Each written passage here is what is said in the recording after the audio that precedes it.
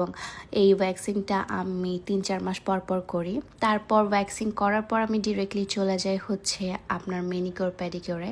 Manicure pedicure হচ্ছে আরেকটা relax করার একটা জিনিস, কারণ হচ্ছে সেখানে যে হাত পায়ের যে যত্নটা নেওয়া হয় সেটা খুবই নেসেসারি। প্রতিটা আসলে মানুষেরই ম্যানিকিউর প্যাডিকিউর করা উচিত। প্যাডিকিউর করলে কিন্তু একটা মেন্টালি স্যাটিসফাইড আছে জানেন, কারণ হচ্ছে এটা আপনার হাত এবং পাকে খুব সুন্দর করে রাখে এবং আপনার হাত এবং পা যখন সুন্দর আপনি দেখবেন, পরিষ্কার দেখবেন, তখন আপনার মন অটোমেটিকলি অনেক বেশি ভালো হয়ে যাবে।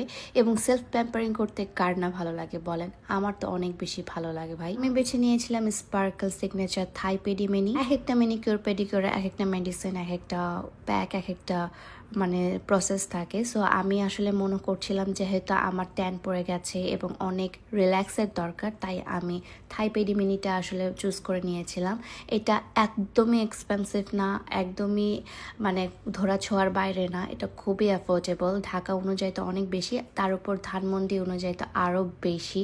আমি স্পার্কেল বাই লামিয়ার যে হচ্ছে অ্যাড্রেসটা সেটা আমি একদম মেনশন করে দিব। খুবই ইজি একটা লোকেশনটা হচ্ছে ধানমন্ডি 9-এ 7 মসজিদ রোড। 7 মসজিদ রোডে যে মিনা বাজারটা আছে, মানে 9-এ যে মিনা বাজারটা আছে তার পাশ দিয়ে রাস্তা দিয়ে চলে গেলে 52/A বাসা নাম্বার এবং লিফটের দোতলায়। তারা তাদের কাজগুলো ভীষণ সুন্দর করে করছিল। আমি একদমই মানে বলতে গেলে একদমই ইমপ্রেসড তাদের সব কিছুর উপর, তাদের সার্ভিসের উপর। তারা প্যাক লাগিয়ে দিচ্ছিল এবং প্যাকটা লাগানোর পর ইনস্ট্যান্টলি এত সুন্দর একটা গ্লো করছিল, মাশাল্লাহ। আমার মানে এই প্যাকটা এত পরিমাণে ভালো লেগেছে, আমি নেক্সট বাংলাদেশে গেলে আবার তাদের কাছ থেকে প্যাম্পার সেশন নিব। এবং এটা হাত পা সব কিছুর জন্য প্রযোজ্য।